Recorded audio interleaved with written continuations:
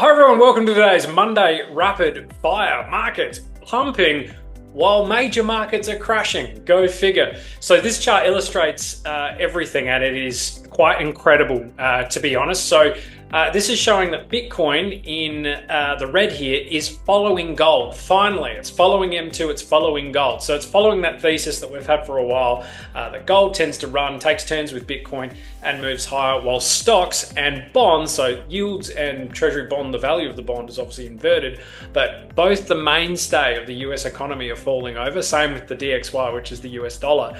In that environment, if Bitcoin was supposedly correlated to stocks, which it often is, but now it's decoupling, and that is a great sign. If it was following tech stocks, Bitcoin would be nosediving right now, but now it's acting kind of like a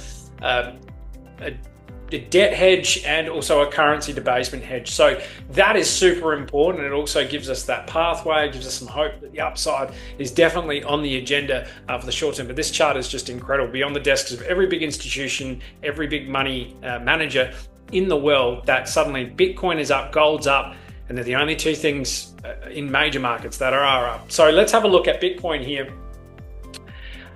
Patience is the name of the game. If you haven't bought up until now is not the time to be buying, because we are running straight into the 200-day moving average. There's a saying, nothing good happens underneath the 200-day moving average, and we want to be careful FOMOing in at this point here. So overall, it looks like the downtrend has been broken, but running into that 200 is problematic. I'll definitely be looking at opportunities back down towards the 10 EMA and the 20, back down at this volume support. So 85,000 to 83,000 I think is where you want to be looking. That said, if we get a close above the 200 and then even higher, then things change even further. So I think that's, oh, there goes my chart. I think that is where you want to be looking at in terms of, there's strength coming in, levels are being reclaimed. That's where you want to have a look.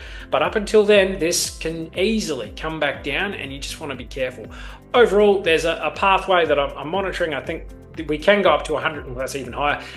We can go up to 100,000 and then we come back down and use 90,000, like 80,000 is being used at the moment. It's not gonna be straight up, but the way gold's acting, who knows? Doesn't mean we're gonna mirror it exactly, but we have seen Bitcoin do it in the past.